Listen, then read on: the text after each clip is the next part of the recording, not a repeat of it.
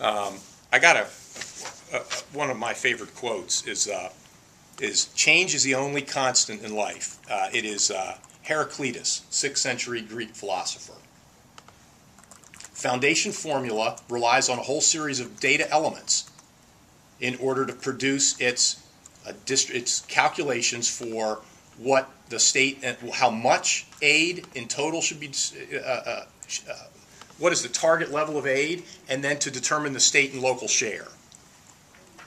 Over time, the variables that are used in a formula are subject to change. There will be more students, there will be less students. There will be a changing property valuation. It will rise or it will fall. There will be changing income. There will be different types of students.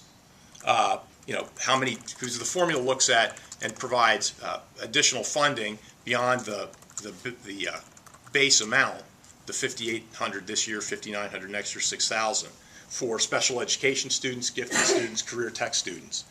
So,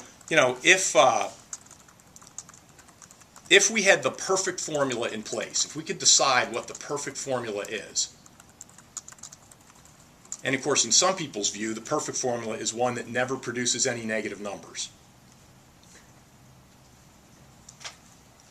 If we had the perfect formula in place and then we let 1 or 2 years pass, the variables that plug into the formula would produce change in the distribution of aid.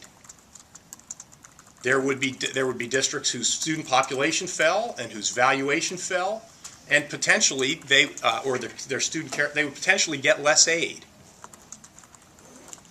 Conversely, there'd be students where there'd be districts where there's growth or valuation or income went down, had a different, maybe the levels of poverty changed, went up or went down, and their aid would go up. I've made the point here in the last couple of days, and the governor's talked about for quite some time, that we have these elements of the formula. So that's how a formula should work. It's intended to array the districts and provide a means to distribute state aid across those districts, and in my view, to do it efficiently and effectively. We have these elements, the guarantees and the caps, that short-circuit the operation of the formula. They disregard the formula's allocation, and they make determinations to either give somebody less than the formula says or to give them more.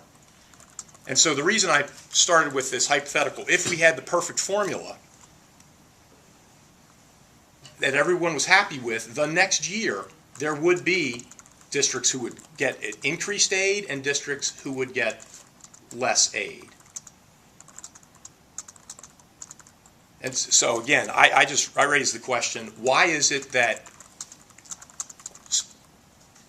the administration proposes we do not use 100% hold harmless,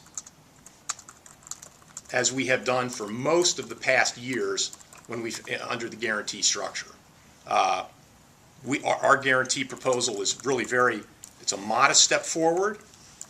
It allows for only very slight reductions in aid to the school districts. No district, under our guarantee proposal, no district can lose any more money, can lose more state aid than an amount that is 1% of their total state and local revenue capacity.